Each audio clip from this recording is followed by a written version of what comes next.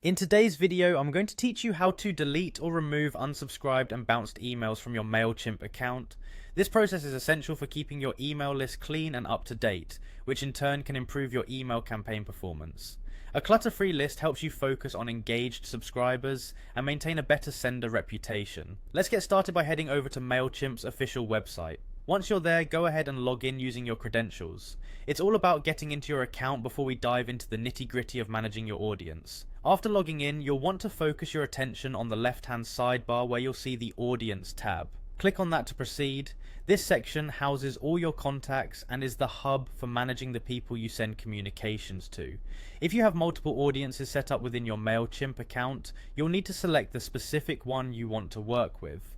This is an important step because the changes you'll be making are specific to each audience. Once you've selected the correct audience, look for the All Contacts option and click on it.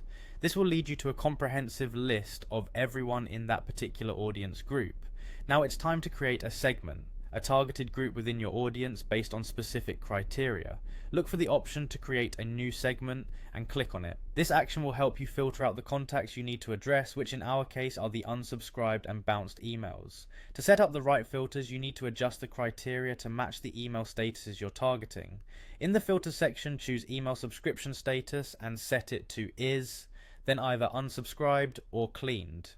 Cleaned refers to emails that have bounced and are no longer deliverable. These filters will isolate the contacts you wish to remove. Once you've set up the segment accordingly, click on Preview Segment to ensure that the results reflect what you're looking for.